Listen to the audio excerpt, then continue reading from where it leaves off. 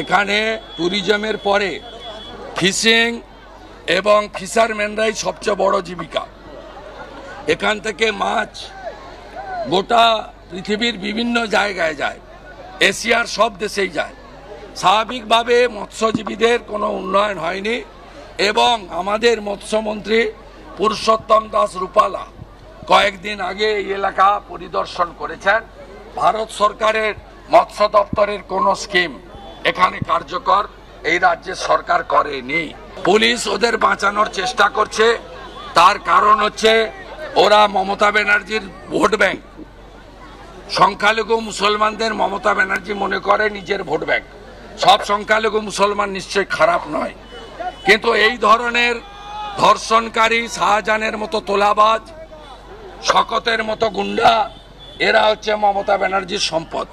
স্বাভাবিকভাবে জ্ঞান রেপ দিয়েছে, এটার যদি প্রতিবাদ থেমে যায়, আমাদের সকলের নজর যদি আউট অফ সাইট হয়ে যায়, তাহলে এই পুলিশেরও আউট অফ মাইন্ড হয়ে যাবে এবং এরা ছাড়া পেয়ে যাবে। এবং এদের মধ্যে একটি ছেলের বাবা তৃণমূলের পরিচিত নেতা, মিছিল মিটিংয়ে যায়, আরেকজনের বাবা সিপিআইএম এর পার্টি মেম্বার। মাননীয় প্রধানমন্ত্রীর কথা এটা নয়, এটা ইন্ডি জোটের অন্যতম পিণ্ডি মমতা ব্যানার্জির পিণ্ডি যে চটকে গেছে তার যে নেত্রী মমতা ব্যানার্জির কথা। প্রধানমন্ত্রী শুধু ইন্ডি জোটের কঙ্কালসার অবস্থাটাকে তুলে ধরতে গিয়ে এই কথা বলেছেন এবং এটা মমতা ব্যানার্জি কিছুদিন আগে রেড রোডে এই ভাষণে তার ধর্নার না কি হচ্ছে ওখানে কালো জামা কালো কালি মেখে সেখান থেকে বলেছেন। পরিষ্কারভাবে ভারতীয় সংস্কৃতি, সনাতনী ঐতিহ্য, ভারতীয়ত্ব, রাষ্ট্রবাদ, দেশপ্রেম এবং আমাদের দেশের অতীত যে ইতিহাস তিনি আজকে নয় প্রথম থেকে করছেন।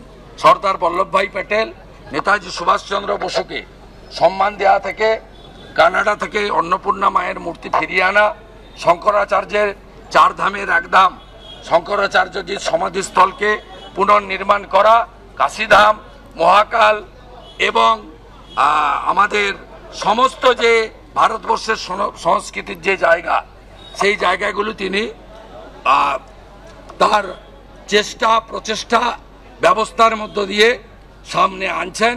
তিনি ফিরিয়ে এনেছেন যোগাভ্যাস, তিনি ফিরিয়ে এনেছেন আয়ুষ, ইউনানি, আমাদের যে ন্যাচারাল থেরাপি, আমাদের যে ভারতবর্ষের আদি অনন্তকাল ধরে মুনি ঋষিদের যে পরম্পরা, সেগুলো তিনি ফিরিয়ে আনতে চাইছেন আধুনিক ভারতে। তাই স্বাভাবিকভাবে মোগল এবং ব্রিটিশদের নাম নিশান মোছানোর কাজ নরেন্দ্র মোদীজি করছে। আমরা ভারতীয় হিসেবে গর্বিত।